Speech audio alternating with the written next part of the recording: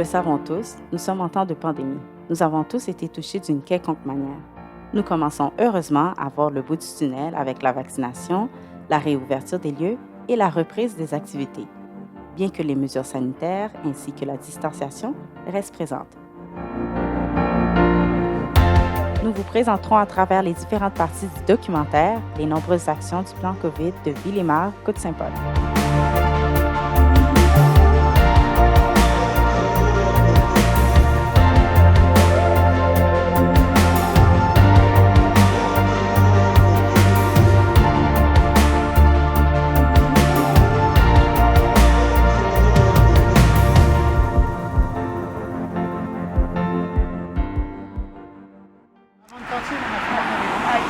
J'ai eu mon résultat hier et puis on peut, en tant que Canadien, on peut à ce moment-là être libéré de la quarantaine qui a duré 2 jours.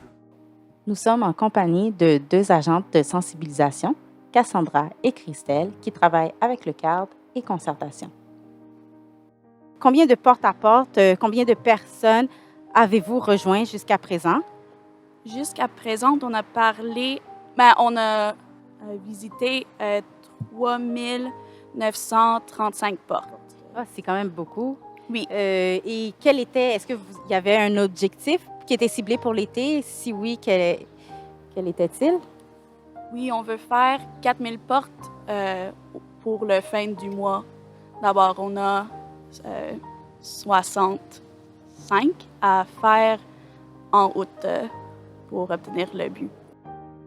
En parlant de personnes que vous allez rejoindre et tout, qui sont ces personnes rejointes? Est-ce que ce sont des personnes vulnérables seulement, telles que les personnes âgées, ou est-ce que vous allez aussi voir des jeunes adultes, des ados, des enfants, tout le monde?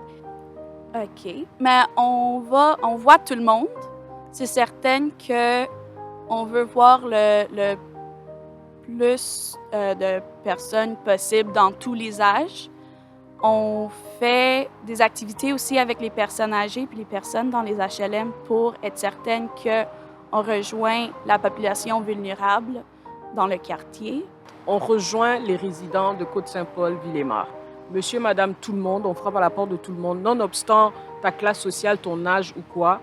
Mais en fait, ce que Cassandra donne, c'est le profil des gens qu'on a rencontrés jusqu'ici, qui ont pu répondre aux portes, en fait. Mais sinon, globalement, c'est tous les habitants, les résidents de tout le quadrilatère Côte-Saint-Paul, Ville-et-Mare. Donc, ça peut être des jeunes comme des vieux, mais c'est en fait tout le monde. Donc, peu importe la classe sociale. Et maintenant, quand elle dit qu'on fait des activités avec des personnes âgées, c'est qu'on profite des autres événements et activités organisées par la concertation du quartier, par exemple les balconnades, pour pouvoir aller rencontrer le plus de participants possible ou le plus de résidents possible, pour évidemment les distraire ou encore les entertain, comme on dit, après cette Covid, car c'est un peu difficile. Beaucoup ne sont pas sortis, n'ont pas vu des gens. Donc c'est vraiment monsieur, madame, tout le monde qui habite le quartier. C'est pour les gens du quartier qu'on fait ça, là. Est-ce que vous êtes entré ou est-ce que parfois vous entrez en contact avec des personnes allophones, donc qui ne parlent ni le français ni l'anglais? Et si oui ou non, est-ce que vous possédez de certains moyens pour pouvoir communiquer avec ces personnes-là? Oui. C'est arrivé plein de fois, je pense, parce qu'oubliez pas le visage de Montréal, qui est une ville cosmopolite. Il y a des gens de partout, et des gens d'autres qui viennent juste d'arriver, qui parlent ni français ni anglais. C'est une ville quand même assez riche en immigration. Donc on a rencontré des gens soit qui parlaient seulement italien, qui parlaient seulement espagnol, qui parlaient seulement d'autres langues d'ailleurs. On a rencontré des gens qui parlaient seulement mandarin par exemple.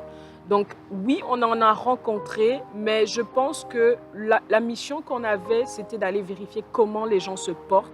Ce qui fait que ça n'a pas été une barrière pour pouvoir interagir avec les gens. Parce que quand tu veux demander à quelqu'un comment ça va ou comment ça se passe avec toi, peu importe la langue, la personne sait que tu es venu avec une intention de bienfaisance. Alors la personne peut te faire des signes nécessaires pour te permettre de comprendre que tout va bien. Donc on a rencontré des gens qui, avec leur petit anglais ou avec leur petit français, ont pu nous exprimer que ça commence à bien aller, ou ça se passe bien, ou qu'ils ont besoin de masques, ou qu'ils ont besoin de ceci. Donc je crois que techniquement, ça n'a même pas été une grosse barrière. Et pour ceux qu'on a rencontrés des fois qui parlaient espagnol, Cassandra peut le témoigner. Il y a des moments où elle a dû utiliser aussi son espagnol pour pouvoir interagir avec des gens. Moi, j'ai rencontré une personne qui parlait lingala et j'ai pu la rassurer par rapport au vaccin, la vaccination, lui dire d'y aller. Puis rassurer une personne dans sa langue, ça fait toujours du bien. Mais je te garantis que ça n'a pas été une barrière parce que les gens sont capables de comprendre comment ça va. Et c'est la moindre des choses. Oui, c'est vrai, ça c'est super. Donc, justement, en parlant de personnes que vous avez rejointes et tout, quelle était la réaction des gens que vous approchez? Avez-vous rencontré de la réticence ou était-il plutôt très collaboratif? Mais c'est certain qu'on a vu plein de réactions. Il y a plusieurs de personnes qui disent « Ah, merci beaucoup pour votre travail, ça aide beaucoup ou que sont vraiment contents de nous voir, de nous parler, de recevoir l'aide, de recevoir l'information. » Puis aussi, c'est certain, il y a des personnes qu'il y a des réticences de nous parler. Puis quand on commence avec offrir des masques, on demande comment ça va, ça ouvre beaucoup la conversation, puis ça aide un petit peu avec les réticences.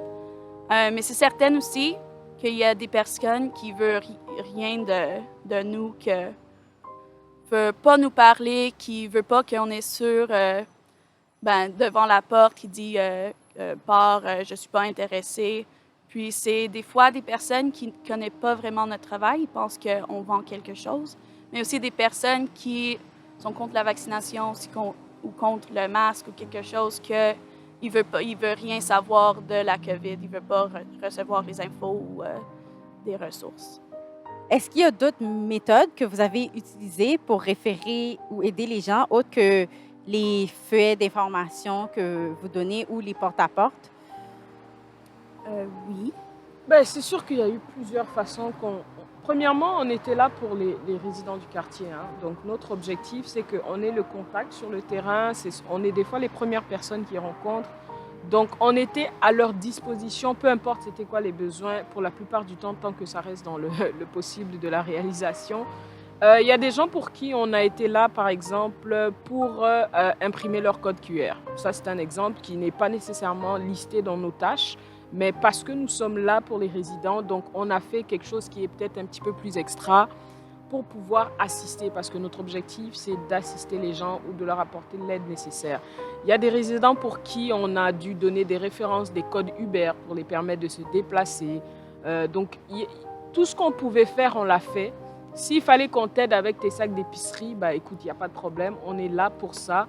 Parce que je pense que ce que la COVID nous a beaucoup appris, c'est la solidarité humaine. Donc, du coup, oui, ça change la manière de faire les choses, la manière de se comporter. Donc, les gens sont heureux quand vous êtes présent, tout simplement, et que vous pouvez leur donner un coup de main. Il y a des personnes qui avaient juste envie de parler. Donc, on n'a même plus parlé nécessairement du questionnaire, on n'a plus parlé de COVID, on n'a pas parlé de vaccination, mais on a juste parlé. Donc, de tout et de rien. Donc, ça pouvait être aussi de l'aide qu'on apportait aux gens. Ça change les gens d'être là présent pour eux. Donc, du coup, pour nous, c'est une expérience agréable.